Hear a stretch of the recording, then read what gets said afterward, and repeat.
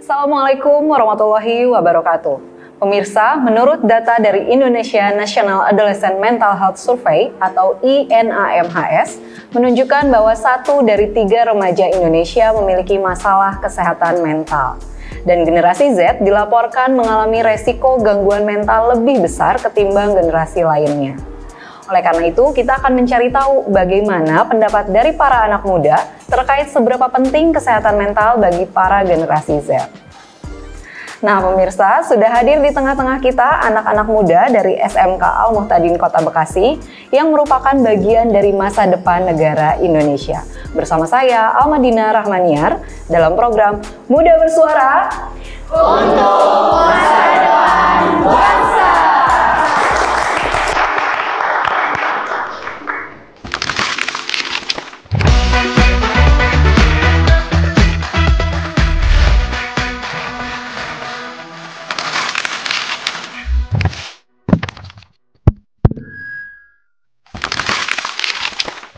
Baik pemirsa, sebelum kita akan berdiskusi hari ini, kita akan berkenalan terlebih dahulu bersama teman-teman di sini. Boleh? Silakan dari samping kanan saya terlebih dahulu.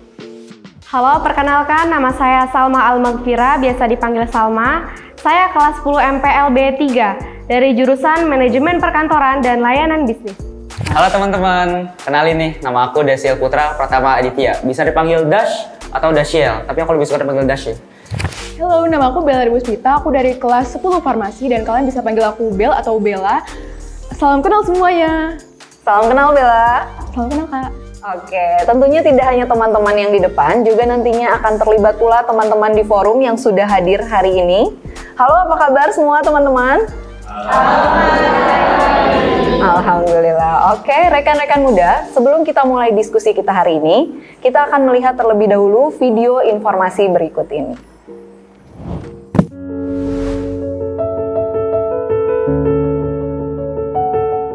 Kesehatan mental merupakan kebutuhan awal setiap manusia. Mental yang terjaga dan sehat akan sangat mempengaruhi kebahagiaan, kesejahteraan, dan kehidupan seseorang.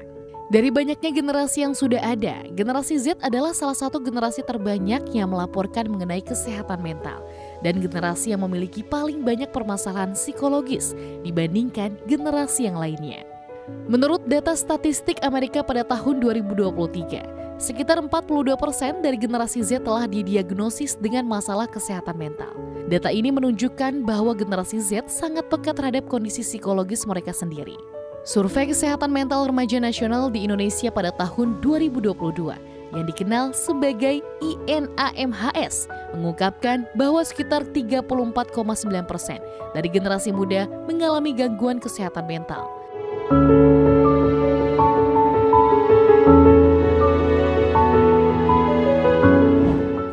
Oke teman-teman, tadi kita sudah melihat informasi dari video teaser yang sudah ditayangkan. Nah katanya nih generasi Z ini jumlah atau tingkat kesehatan mentalnya sedang menurun ya. Jadi lebih banyak gangguan kesehatan mental. Nah tapi sebelumnya kita ngobrol dulu, kesehatan mental itu apa sih? Coba ada yang bisa jawab nggak? Kesehatan mental itu apa? Oke. Jadi kesehatan mental itu adalah kondisi psikis atau mental seseorang yang berdampak pada hidupnya. Oke, yang seperti apa tuh kondisi psikisnya? Yang lain mungkin ada yang bisa bantu, silahkan. Oke. Nah, contohnya tuh seperti kayak depresi. Jadi depresi itu kan banyak banget tadi aku lihat dari sumber-sumber dan survei Adolescent Mental Health Survey itu pada tahun 2022 tuh kayak tinggi banget kan, kayak penyakit mental kedua terbesar di Indonesia. Jadi menurut aku kondisi depresi itu dimana orang itu udah nggak ada kemauan lagi untuk hidup. Jadi kayak udah nggak ada alasan buat dia hidup lagi tuh nggak ada. Jadi depresi itu contohnya kayak gitu. Oke. Nah, tapi selain itu semua, ketika kita membahas kesehatan mental, artinya ada yang tidak sehat. Ya, nah, yang seperti apa sih gangguan-gangguan yang pernah kalian alami gitu? Pernah merasakan apa yang berkaitan dengan psikis? Aku pernah. Oke, apa tuh? Dulu kayak pernah dibully mungkin. Aku mantan bully. Jadi dulu tuh pas sekolah tuh aku takut banget masuk sekolah. Aku bener-bener cemas banget. Aku bener-bener, aduh nanti di sekolah gimana aku ditemenin atau enggak. Karena aku tuh dulu orangnya pendiam. Jadi aku tuh kadang-kadang gak ditemenin. Kadang-kadang aku juga, sono aja aku gak mau main sama kamu. Contohnya gitu. Oke, pernah digituin gitu? Iya, jadi sampai sekarang tuh aku kalau sekolah masih dikit-dikit takut gitu loh sama orang. Oke, tapi pada akhirnya bisa berani sekolah? Bisa. Karena aku juga ikut organisasi, jadi kayak aku terbiasa sama orang banyak. Oke, jadi organisasi itu salah satu yang bisa membantu kita supaya bisa lebih percaya diri gitu ya. Oke, nah yang lain nih, selain tadi katanya pernah merasa dibully, kemudian pernah merasa cemas juga ya, anxiety-nya ada juga ya. Nah yang lain apa lagi nih? Saya. Oke, kenapa tuh? Jadi waktu itu aku homeschooling. Waktu SMP pesantren tapi sambil homeschooling gitu. Oke, jadi double gitu sekolahnya? Iya, jadi pesantren juga tapi sekolah juga, tapi sekolahnya homeschooling. Jadi gurunya yang datang gitu.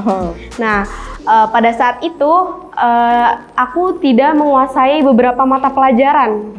Matematika, bahasa Inggris, seperti itu. Dan yang saya harapkan kepada guru tersebut adalah dia mensupport saya agar saya bisa mata pelajaran tersebut, tapi dia malah menjatuhkan dan meremehkan saya. Saya jadi kehilangan semangat belajar selama 2 tahun.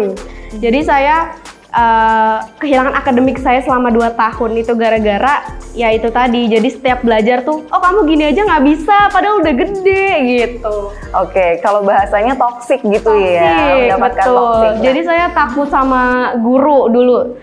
Kalau ketemu guru saya takut, selalu nunduk. Tapi seiring berjalannya waktu saya mencoba untuk ikhlas gitu. Oke, mencoba untuk ikhlas, akhirnya bisa berdamai dengan diri sendiri gitu ya. Akhirnya menyadari bahwa tidak semua guru seperti itu, tentunya seperti itu ya. Iya. Oke, kalau yang lain nih, ada yang punya pengalaman serupa, Des mungkin? Aku ya, aku waktu itu pernah, ini kecanduan. Kecanduan apa? Kaget saya dengernya. Jadi waktu pandemi kan? Iya. Waktu pandemi kan semua orang tuh harus stay di rumah. Dimana semua kegiatan belajar, semua kegiatan bekerja tuh harus dilakukan di rumah. Nah kan aku sekolah tuh waktu kelas 7. Iya. Jadi full di rumah dong. Ya sudah, saya waktu itu saya bener-bener kecanduan yang namanya scroll sosmed. Oke, betul. Tanpa tujuan, membuat otak saya itu pusing. Oke. Jadi saya evaluasi diri tuh. Saya mencari tahu kenapa saya bisa begini. Ya udah tahu akan hal itu, aku coba deh untuk mengalihkan kegiatan itu dengan kegiatan lebih positif. Contohnya seperti baca buku. Oke, nah dari cerita teman-teman yang tadi nih, menurut kalian semua gitu ya, seberapa penting sih kesehatan mental dalam kehidupan sehari-hari? Boleh, silahkan Salma. Menurut saya, menurut pandangan saya, untuk kesehatan mental itu sendiri, bagaimana cara kita menempatkan diri kita kepada lingkungan yang dapat menjaga kita dari gangguan kesehatan mental. Karena yang saya alami, lingkungan itu berpengaruh banget sama gangguan kesehatan mental gitu ya. Kalau kita berada di lingkungan yang memang positif, lingkungan yang orangnya nggak jahil-jahil mulutnya gitu kan, itu aman-aman aja hidup. Jadi jangan berada di lingkungan toksik yang membuat kita mentalnya down seperti itu. Oke, jadi cari-cari lingkungan yang positif yang bisa membangun kita semua gitu ya. Oke. Makin seru nih obrolannya ya, kita semua bisa ngobrol tentang kesehatan mental, tapi nanti kita akan lanjut kembali teman-teman setelah jeda yang satu ini. Jadi pemirsa jangan kemana-mana, tetap di Muda Bersuara untuk Masa Depan.